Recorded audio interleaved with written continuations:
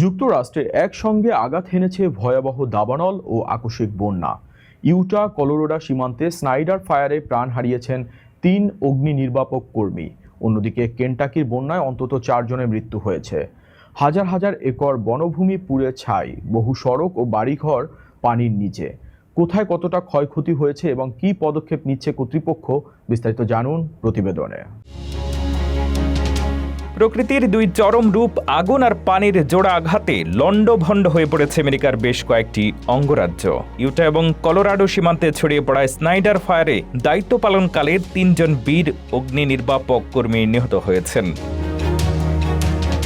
US wild land fire service গভীর শোক প্রকাশ করে জানিয়েছে, আগুন নেভানোর সময় আরও ২ জন ফায়ার ফাইটার গুরুতর দগ্ধ হয়েছেন।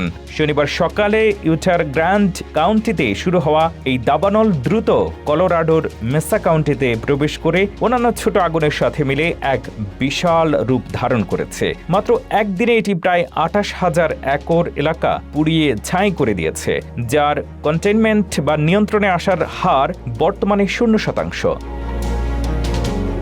পরিস্থিতি সামাল দিতে কলোরাডোর গভর্নর জ্যারেড পোলিস জরুরি বিপর্যয় অবস্থা ঘোষণা করেছেন। এই অঞ্চলের কটনউড ফায়ার নামে আরেকটি দাবানল ইতিমধ্যে প্রায় ৯২,০০০ একর এলাকা ছড়িয়ে পড়েছে।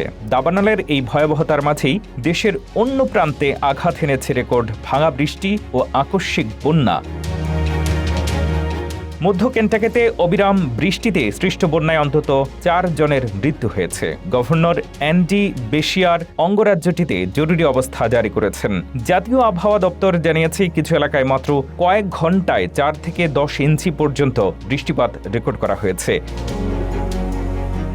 ম্যাডিসন কাউন্টিতে বন্যায় ঘরের ভেতরে আটকা পড়ে ২ জন এবং গাড়ি নিয়ে ভেসে গিয়ে ১ জন প্রাণ হারিয়েছেন। তলিয়ে যাওয়া গাড়ি ও ঘরবাড়ি থেকে আটকে পড়া মানুষকে উদ্ধারে বর্তমানে বোট ও হেলিকপ্টার নিয়ে ব্যাপক উদ্ধার অভিযান চালাচ্ছে জরুরি বিভাগ।